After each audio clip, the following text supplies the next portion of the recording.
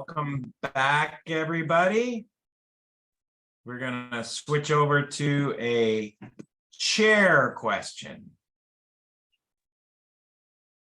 Gotta get the right one here. There we go. Chair conformation is only for cyclohexane. And there are lots of videos about step-by-step process of doing a chair. I'm not going to redo those videos here. We're going straight to test type question with an answer. So when you're drawing chairs, and we got to copy everything this time. A chair starts off with parallel lines that are not vertical, but pretty darn close. That's one chair. There's the outside carbons. And then do two more parallel lines. Not horizontal, but pretty close. But they're parallel, they're the same length. And then you just finish the drawing.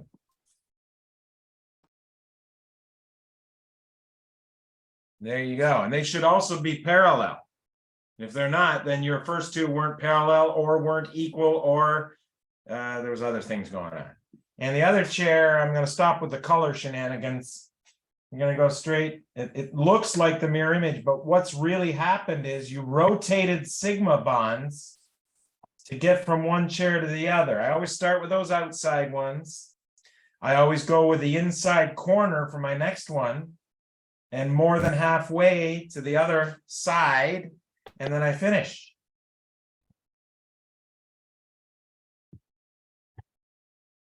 And then I go to the question where I only care about carbons 1 and 3. In this particular question, I only care about carbons 1 and 3. Both have groups on them. I'm not going to draw all the bonds on carbons 2, 4, 5, and 6. But I am going to draw all the bonds on carbons 1 and 3. The next bond you're going to draw, and I better tell the instructor where my carbon 1 is. Please, if you go top right on carbon 1 for your first molecule, if you go top right for that carbon, and when you do a sigma rotation of this carbon, which used to be pointing upwards, sigma rotation, it ends up down. Watch other videos, you don't believe me. Which means you cannot pick this carbon and call it number 1. You will be throwing away more than half the points on this question, which is a lot of points. Pick either this one or this one.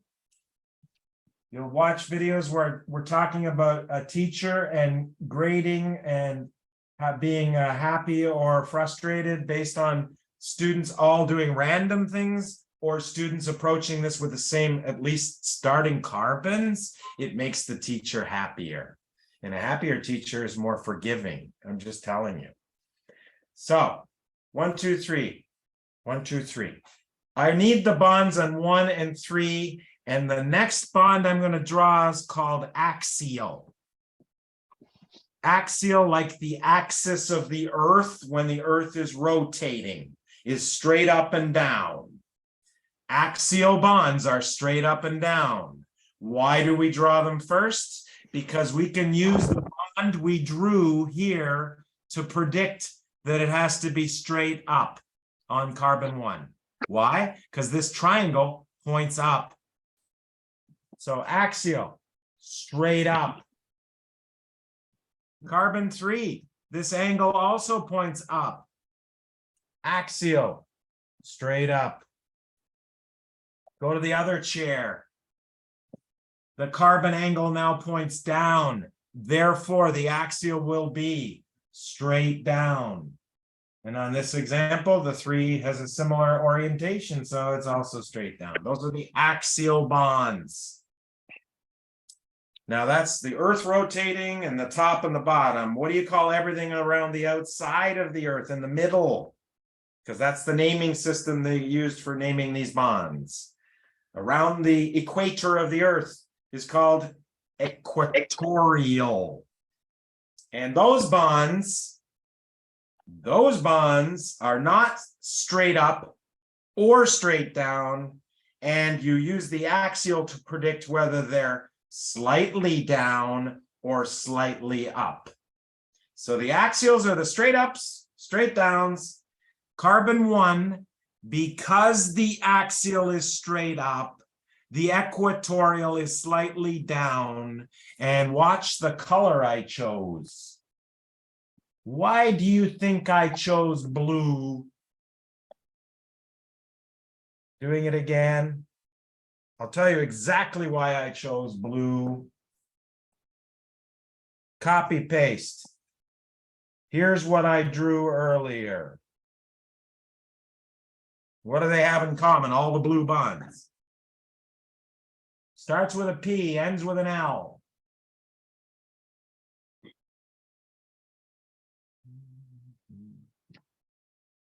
If you want to answer, you got to unmute. Parallel. They're parallel, yes. So when you're doing equatorial, they are always parallel to bonds you've already drawn. Which bonds? You drew this bond here. It's not parallel to the next bond, but it is parallel to the next bond. That's what I call that. There's the blue. Next bond is red. Next is blue. Tell me what color to draw the equatorial off of this carbon. Downward, similar to the green. Green, thank you. Nice job. And once again, we're going to stop with the colors. I never took any coffee there. That's sad. Okay. Green. Parallel to green. And there you go. Now, I don't want it straight down. That was almost straight down. So 1, how did you know it had to be equatorial?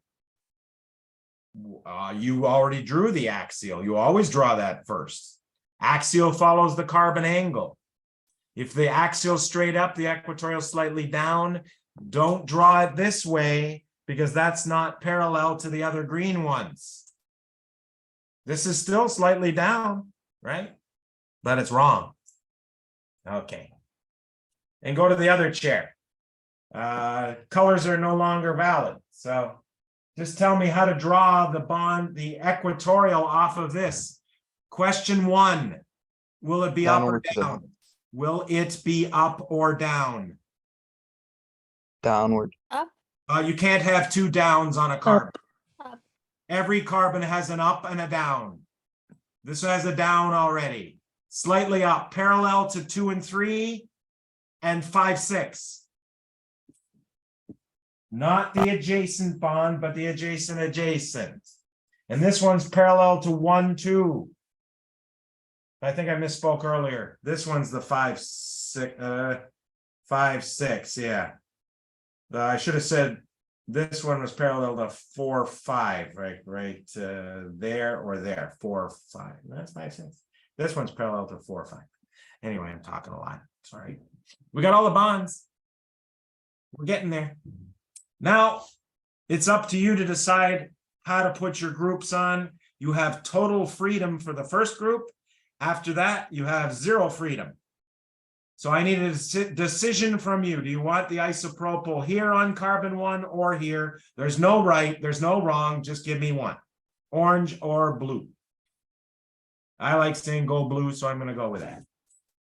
Go blue. Isopropyl. You drew it there. Is it on an up bond or a down bond, the isopropyl? Down. Down. What's the only thing that is trans to down? 2 letters. Opposite of down. Up. What color on carbon 3 is up? The red. Okay, it's orange, but it looks red on your screen. I apologize. Yeah, this guy here is the up, isn't it? So I need the nonyl group to be up because this name says trans, and you, my friend, chose to, well, I chose to draw it down here. You better draw the next one up or it's not trans. If you put this nonyl group here, it's cis. So don't do that. This is nonyl. How do you draw nonyl? You draw 9 carbons in a row. 1 is drawn already. 2, 3, 4, 5, 6, 7, 8, 9. Doesn't matter how you draw as long as there's 9 in a row. Don't stop. You're not finished. You know what you've drawn right now? I got to get it alphabetically right. You've drawn 1 isopropyl, 1 3-dimethyl, 3 nonylcyclohexane. What needs to be fixed? I gave a part of that name that's not in this name. What was it? It's this group you put here and this group, which are not in this name. Tell me how to fix it.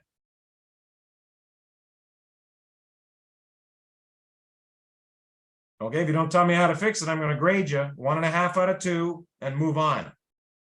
Because you have the molecule that has methyl groups on carbon 1 and 3. There are no methyl groups in the name. How do I fix it? Remove. Say it again? Remove. No, don't remove them. I need the bonds on 1 and 3. Do we Don't change don't the- try to tell me there's We can- nothing at the end of this bond.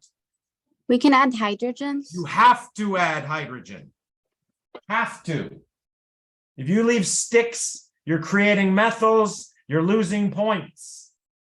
They're not serious points because I know you did it by accident, probably. Because I said I wanted every bond on carbons 1 and 3. Okay, you're always going to put H's on the end of a stick if you don't want a methyl. All right, now when you go to from one chair to the other, I will summarize the changes. And you pay careful attention. Anything that used to be equatorial in the first chair will be axial in the second chair. Anything that used to be axial in the first chair will become equatorial. After you do sigma rotations, will become equatorial. Anything that used to be down stays down.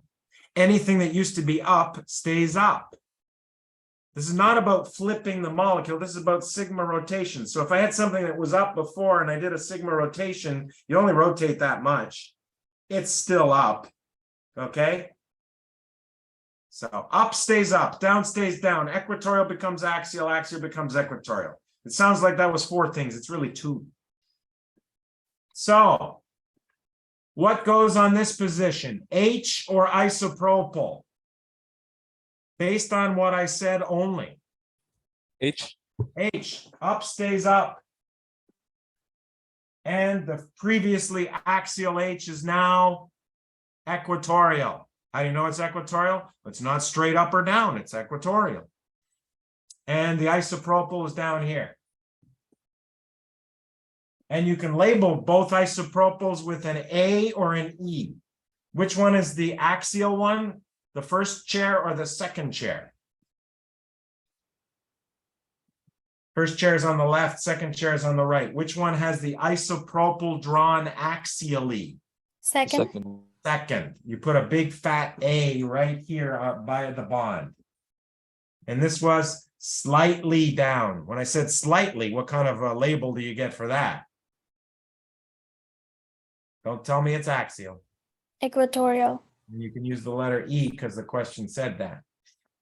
All right, so let's see who's paying attention. Is this nonyl group up or down? Over here. Up. Up. It must be this bond, therefore, because that's the only bond that's up. Up stays up. 1 is drawn already. 2, 3, 4, 5, 6, 7, 8, 9. And the down H is still a down H, but the nonyl group that used to be A axial is now E equatorial, right? Good. We're almost there. Time-wise, we're doing great. Okay, so we got like 4 points for the 2 drawings each. So 8 points, half point for each label. We're up to 10. We're going to circle the more stable conformation. I'm going to do it, and I don't expect you to understand why. But that one is more stable. What does that mean? That means the molecule is going to spend a lot more time in this chair than this. And guessing from these two groups, I'm thinking it's almost 90 to 10. You don't have to know that. Just say more time like this than this. And of course, everybody's saying, why? Why? Well, I'm going to tell you, being axial is not good news. If you're axial, this is just an aside, okay? And you have this and some other thing here and some other thing here. They are the closest you will get in this molecule. And that's called, and so is this, and so is this.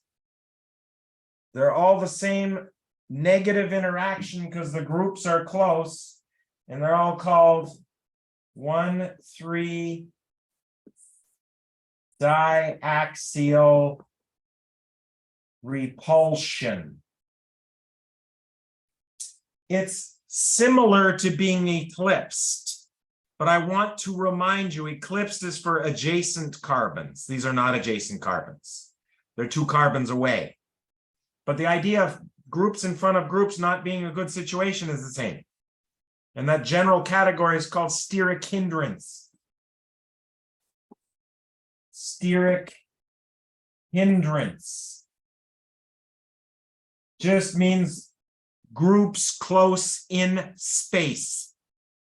So when things are bumping into each other, they're suffering from steric hindrance. If they're far apart from each other, they're not. One type of steric hindrance is 1,3 diaxial repulsion, illustrated there. Another type is eclipsing. We're not talking about that here. That's adjacent atoms, right? Groups in front of each other. Okay, so we want the chair that has the least 1,3 diaxial repulsion. And I just want to point out that this group here, because of its shape, can't get out of the way as well as this group over here. This group swings its tail away from the other axial positions. It only has to do that. This is trying to swing both tails. It's got 2 tails. It's branched. See that? That's called a branch. You can't swing both of those away from these axial positions here and here. There's another axial down here. You can't get both away. So what do I call this? I say this group is bulkier. What does bulky mean? It means branched close to where it's attached to the chain. So if there was a branch way over here, this wouldn't change bulkiness. Doesn't change bulkiness. I could add all these groups. That's no different than before. But if this has a branch here, then it's just as bulky as the other group. If it has a branch here, it's not. It can get that away from the ring. Okay? So the branched closest to the ring is bulkier. Your answer is going to have this in it. So we say in D, you've already answered with your circle, that's C, and D, the bulkier, I need that word, isopropyl. I want you to identify which of the 2 groups is bulkier. Group. And what's the name of the bad interaction that it's avoiding over there? We wrote it on the screen in red already. 1,3 diaxial repulsion. I need pretty much those exact words to get the 3 points for that. 1 point for the circle. This is well over 10 points now. And I know that was a lot. Professor, Yes, I have a question. yes, So for it to avoid it needs to be on an equatorial angle? yes. So I avoided it by moving isopropyl. I didn't move it. I rotated this molecule to become this one, and now it's equatorial. Okay, thank you. So it's much happier equatorial. It's bulky, but I don't care about it being bulky anymore because equatorial is very nicely spaced away from other groups. You'll see me playing with toys in some videos to prove that. And I'll actually have a ruler. There's one from 100 years ago. There's one with a ruler. I'm actually measuring distance between atoms just to prove that point. What I'm going to do for activity 4, I'm going to come back with another one of these, but it's going to be an actual test question. And I think we'll get a start on it. We might not finish. So we'll see. I will make the due date for this 12:46. Make it 12:47. And we'll be back at 12:50. I think we're just going to get a start on the next activity. So I'll see you back at 12:50. You copy everything here. Take a screenshot right now. 3, 2, 1, and we're done. Almost.